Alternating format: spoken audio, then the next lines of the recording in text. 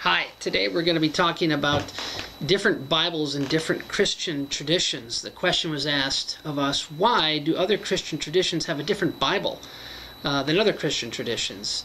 And so I'm going to take a look at the three main Christian expressions, if you will, around the world. There would be the Protestant, that would include all denominations like Methodism, Lutheranism, Presbyterianism, Reformed tradition, Evangelical Free, of which we are. So there's Protestantism, there's Roman Catholic, and then there's Eastern Orthodox. And under Eastern Orthodox, there's all kinds of Eastern traditions, such as Coptic, Greek Orthodox, Russian Orthodox, Slavic Orthodox, and so forth. So three main categories: Protestant, Roman Catholic, and Eastern Orthodox. The question of why do each of those three main expressions of Christianity have different Bibles really revolves around the question of the Septuagint, of which I have a copy right here. The Septuagint is the Greek translation of the Hebrew. And the Greek translation of the Hebrew was probably established around 200 BC, so about 200 years before the time of Christ. Many Jews living in Alexandria, Egypt, were speaking Greek. Greek was the language of the world at that time, and they had lost their affinity with Hebrew, so they requested a translation of their Hebrew into Greek. That Greek translation became known as the Septuagint. Well, over time, the Septuagint became very influential in the Mediterranean area, and in particular with the early church. So the early church, for its first 400 years, used that Septuagint, that Greek translation of the Hebrew, as their Old Testament instead of the Hebrew.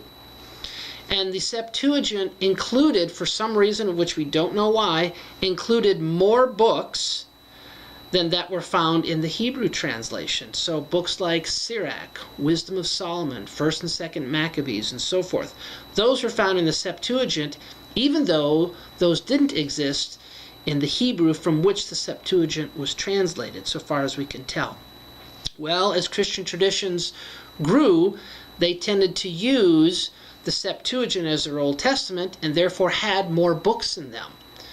At a certain point, a man named Jerome in the 5th century translated the Old Testament into Latin in a book called the Vulgate, which became the book for Roman Catholic traditions, eventually be Roman Catholic traditions, but all of Western traditions. And in that Vulgate, those extra books that were found in the Septuagint were actually separated and made distinct from the books that were found in the Hebrew.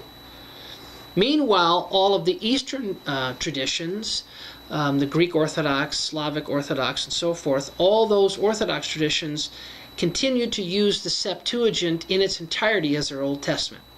Around the time of the Reformation, now we're talking about Martin Luther, so this is in the first part of the 16th century, there was a move within Protestantism to remove those extra books that were found in the Septuagint, because the argument was, since those books weren't found in the Hebrew Bible, we shouldn't consider them authoritative. So starting from the Reformation, we've had basically three different Old Testaments. All the New Testaments in these three expressions are the same, but the Old Testaments are the ones that are different, and that's why we would suggest, or we might even articulate, three different expressions have three different Bibles. It's really because their Old Testaments are a little different.